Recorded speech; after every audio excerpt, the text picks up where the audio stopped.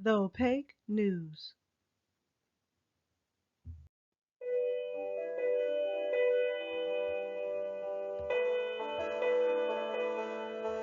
Hello and welcome to my channel, and for those of you who are returning, welcome back. Please like, share, and subscribe. It's free, and do consider supporting our GoFundMe. Today's article comes by way of Yahoo News. Buffalo's unrelenting tragedy. We haven't really got a chance to heal. In Buffalo, New York, the mourners arrived in fur coats and hats, gem-studded jackets, and leopard skin prints, filling True Bethel Baptist Church in East Buffalo on a cloudy Friday morning for the funeral of Morris Singer, Jr. Singer, who himself was known for his colorful suits and flashy style, was a happy person and he enjoyed his life, the Reverend Darius Prigden reminded the congregants. Yes, he was, a woman replied from the pews. From the church speakers came the smooth voice of gospel singer William Beckton. Be encouraged, no matter what's going on. He'll make it all right, but you gotta stay strong. Singer's friends and family swayed and clapped, raising their hands to the heavens. Western New York is awash in nearly unimaginable grief, preparing to bury more than 40 victims of a catastrophic Christmas week blizzard, most of them in Buffalo. Families still struggling to understand how a region accustomed to fierce winter weather found itself so grievously unprepared will attend a funeral upon funeral in the coming days, seeking solace among those who have suffered too. Singer, 65, was found dead in a snowbank. Others froze to death in their cars or houses or out on snow-clogged sidewalks where they had been unable to navigate even short distances in whiteout conditions. Some died when emergency medical services were delayed. One man was poisoned by carbon monoxide buildup in his home. A 3-year-old girl drowned in the swimming pool of a hotel where her family had taken refuge. Just last week, a victim's body was found in a tent. The sorrow only intensified in the days after the storm. 5 young children died in a house fire on New Year's Eve.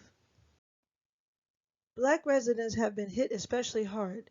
In a community marked by segregation and poverty, more than half of the storm victims were black, even though black residents account for only about 14% of Erie County's population.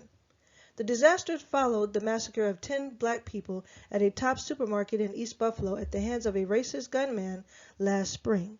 Many residents say the trauma from the shooting has not yet eased. We haven't really got a chance to heal, said Vivian Robinson, a Christian pastor at Spirit of Truth Urban Ministry, when we are going to just have that moment to just breathe. By now, the stunning details of the December blizzard are well known. More than 4 feet of snow and blinding winds that persisted for days, standing even rescue crews on unplowed roads as more than 1,000 emergency calls went unanswered in the early hours of the storm. But more than 2 weeks later, excruciating details continued to emerge. Singer had been on his way home, on foot, from a Narcotics Anonymous meeting at the height of the storm, his family believes. He got within a block of his house on Broadway but could walk no further. Christmas will never be the same again, said his son, Morris Singer III. Robinson and her husband, Al, had welcomed those without power in their homes to ride out the storm at the East Buffalo church where they are pastors. The invitation posted on Facebook quickly drew more than 130 desperate neighbors. They were half frozen just trying to get here, Al Robinson said. Denise Sweet's family dodged the worst of the storm but won't soon forget the devastation. Days after the snow stopped falling, they drove around their neighborhood to scope out the damage. They spotted 10 cars draped in either yellow or red tape, signifying which ones had bodies removed and which ones still had bodies inside. Her 14-year-old son, Samir, wondered if they had known any of the victims. I didn't really think too much about what snow could do to a person, he said. The roads in and around Buffalo are now cleared. The airport reopened, schools back in session. But residents, bound in their collective despair, are left to grapple with how to comfort and support those who lost family in the storm. A mission complicated by all the loss that came before. In Buffalo's black community, especially residents, describe the compounding impact of such relentless tragedy. Sweet's stepfather died from COVID-19 last January. It started right there, and from that point on, month after month, it was just terrible, she said. Her family had a personal connection to one of the 10 victims of the shooting at Tops grocery store, and they have been too fearful for their safety to return to the shop. Garnell Whitfield, Jr., who lost his mother, Ruth Whitfield, in the massacre, said he still felt lost 6 months on. They took our elders, he said. Whitfield has tried to focus his energy on shining a light on how white supremacy contributed to his mother's death, as well as on the many problems he sees in his community. 24/7, when there's not a big public thing going on, life here is very difficult for people that look like us, he said. LaCandace Durham had been in counseling since the shooting, an operator for the city's 311 service. She took calls during the storm from residents in dire situations. I find myself crying almost every single day, Durham said. On the morning of Morris Singer's funeral, as family and friends celebrated his life inside the church, his mother, Elizabeth Singer, 89, watched a live stream from her nursing home. Morris Singer was the last of her 5 children alive. The storm has taken her family, said Tamika Johnson, Morris Singer's niece. Singer's last sibling, a sister, died when she couldn't get treatment for an illness during the coronavirus lockdown, Johnson said. Community leaders are especially concerned about the well-being of the city's young people. The threshold for a child in Buffalo to be rocked or shocked is higher than it would be for a suburban child, said Duncan Kirkwood, co-chair of the We, the Parents, and Advocacy Group. But once you meet that threshold, he said, you have all this energy and anger and you want to do something, but you don't know what to do. The school system has worked to address the social and emotional needs of the children, in part by training staff to have more patience with their students. This is not business as usual. These are not normal times, said Tanya Williams, the school district superintendent. Sometimes children don't cry with tears. Sometimes children cry by running around a building or knocking over a desk or using foul language.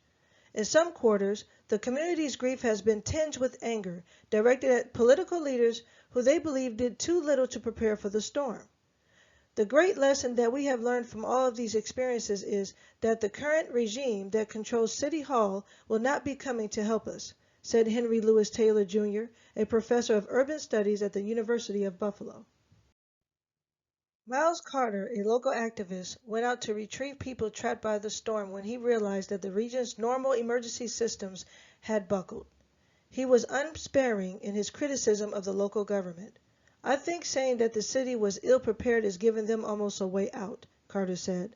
I feel like the city was willingly negligent in how they handled this storm. Buffalo Mayor Byron Brown has insisted that his administration took every action it could have to prepare residents for the storm and respond to their needs once it struck. Experts at New York University, at the request of the city, and Buffalo University are investigating whether that is actually the case. I don't put out messages lightly, Brown said, pointing to his warnings in the days before the storm that residents should procure what they need, from Christmas gifts to medicine and food. Some residents, though, said the messaging wasn't strong enough to dissuade people from taking their chances on the roads or for employers to cancel work on the day the storm began. They also argued that it didn't take into account the inequities that exist in the city. Many black people could not afford to stock up on extra food before the blizzard, and as a result, risked driving or even walking out into the storm to get supplies for Christmas dinner, residents said. A 2021 study found that 11% of black residents in Buffalo were unemployed and 35% lived below the poverty line. And black people on Buffalo's east side who lost power were more likely to suffer more from the cold because many live in substandard homes that are poorly insulated, Taylor noted. Many in the community also said that they suspected the snow was cleared more swiftly in white suburbs than on the east side, where some of the streets were already in despair before the storm. In the days after the storm, the county executive, too, criticized the speed of the cleanup in Buffalo. Brown defended the city's response. Prigden, the pastor, who is also president of the Buffalo Common Council, said city officials intended to investigate. As with other things, I think we'll see that the East Side bore the brunt of the tragedy, said India Walton, who beat Brown in the Democratic primary for the mayoral seat last year before losing to him in the general election. "It's not a priority," she said. At the funeral Friday, Prigden helped mourners remember and celebrate the life of Singer, who attended church regularly, sometimes sitting right behind Prigden at the front of the hall. He acknowledged that the past year had tested the community's resilience. His congregation lost some of its strongest members to the coronavirus pandemic, Prigden said afterward, and he had officiated at services for victims of the shooting. "Although I mourn every death, these it's hard to make sense of sometimes," he said. "It's my faith that has to bring me through, because the question is, why them?" Please leave a comment and let me know what you think about this story. And please remember to like, share, and subscribe. And please support our GoFundMe. And have a nice day.